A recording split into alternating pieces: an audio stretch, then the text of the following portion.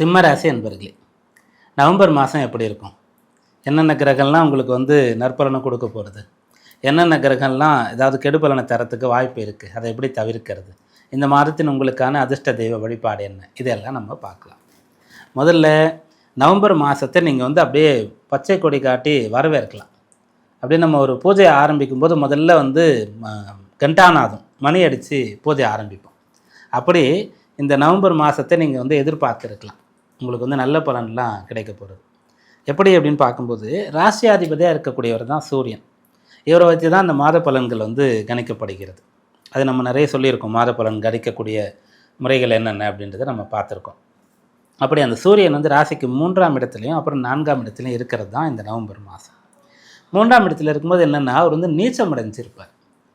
நீச்சம் அடைஞ்சு இருக்கக்கூடிய அந்த சமயத்தில் சுக்கிரன் அந்த வீட்டில் இருக்கார். அதனால் நீச்சம் பங்கம் ஆகிறது அப்படின்னு எடுத்துக்கலாம். அப்போது அதனால் என்ன ஆகுன்னா, உங்களுக்கு ஒரு உறுதியும் வைராக்கியமும் கிடைக்கும். பொதுவாக இப்போ அஷ்டம சனி இருக்குது, ராசியில் கேது, 7ல் ராகு இருக்குது. அதனால் நீங்கள் உங்களுக்கு நடந்த தீங்குகள், நீங்கள் பட்ட கஷ்டங்கள், நீங்கள் அடைந்த நஷ்டங்கள், இதை பற்றி நினச்சிட்டு இருக்கீங்கன்னு சொன்னால் இப்போ அதெல்லாம் மறந்து போயிடும். அடுத்து என்ன வாழ்க்கையில் நம்ம எங்கே போகணும், என்ன சாதிக்கணும், இப்படியே இருந்தால் என்ன தான் ஆகிறது அப்படின்னு சொல்லி உங்களுடைய சுயமாக நீங்கள் பிறக்கும்போது உங்களோட பிறவி குணம் ஒன்று இருக்குல்ல, சிம்மராசின்னா அந்த குணம் கொஞ்சம் கொஞ்சமாக உங்கள் இடத்துல இருந்து இப்போ வெளிப்படும். உள்ளே போய் அது அழுத்தி வைக்கப்பட்டு இருந்தது, மறைத்து வைக்கப்பட்டிருந்தது. எதனால்? இந்த ராகு, கேது, சனி, இந்த கிரகங்கள்னால.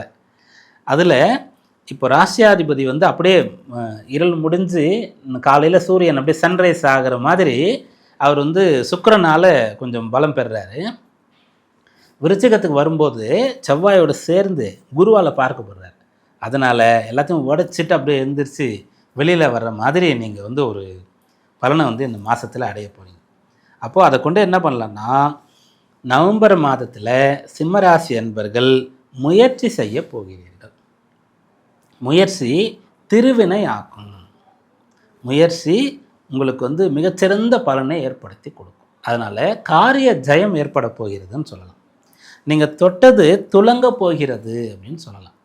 அதை இன்னமும் கூட விசேஷமாக சொல்லணும்னு சொன்னால், தொட்டது ஆரம்பித்தது நடக்கும் அப்படின்னு சொல்கிறது கூட ஓகே, நினைத்ததே நடக்க போகுது. இது மிகைப்படுத்தி சொல்கிறோம், நீங்கள் இப்படி தான் சொல்கிறீங்க அப்புறம் ஒன்றும் நடக்கலை அப்படின்ட்டுலாம் சில பேர் கமெண்ட்லாம் கொடுக்கலாம். ஆனால் நம்ம சொல்கிற பலனோடு தசாபக்தியை பொருத்தி கொள்ளுங்கள்.